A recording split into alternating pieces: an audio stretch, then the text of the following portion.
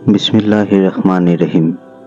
মই সাক্ষী দিওঁ যে আল্লাহৰ বাহিৰে আন কোনো মাবুদ নাই।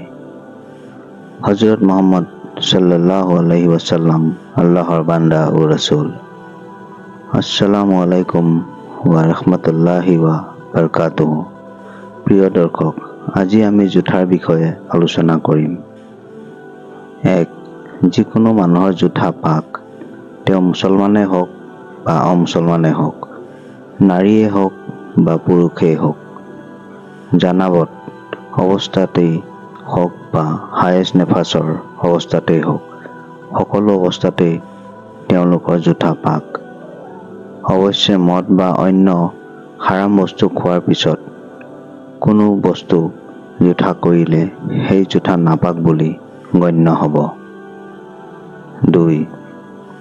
হালাল পশু পক্ষীৰ জুঠা পাক, ঘোঁৰাৰ জুঠাও পাক। অৱশ্যে কুকুৰা আদিয়ে বিষ্ঠা আদি নাপাক বস্তু খোৱাৰ পিছত কোনো বস্তু জুঠা কৰিলে সেই জুঠা নাপাক বুলি গণ্য হ'ব। 3.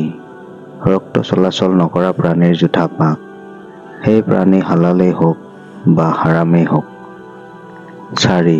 ঘৰত থকা প্ৰাণী যেনে হাঁহ কুকুৰাৰ জুঠা মক্ৰুহ। অৱশ্যে বান্ধি থোৱা অৱস্থাত জুঠা কৰিলে মক্ৰুহ নহয়।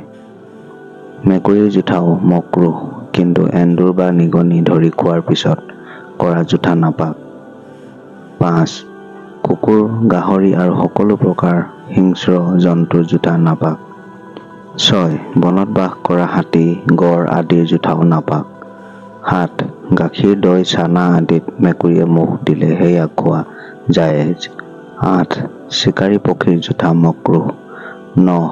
এন্দুৰ, নিগনিয়ে ৰুটি আদিৰ কিছু অংশ খালে সেই অংশ বাদ দি বাকী অংশ খোৱা জায়েজ।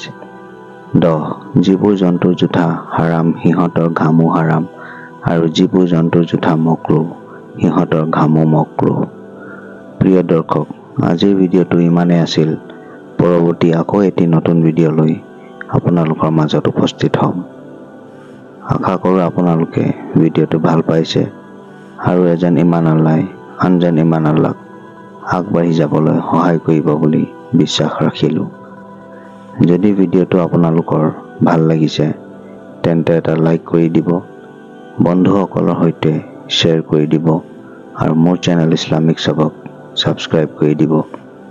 লগতে কাষত থকা বেল আইকনটো টিপি দিব যাতে মোৰ সকলোবোৰ নতুন ভিডিঅ'ৰ ন'টিফিকেশ্যন সকলোতকৈ আগত আপুনি পায়। আসসালামু আলাইকুম। আল্লাহ হাফিজ।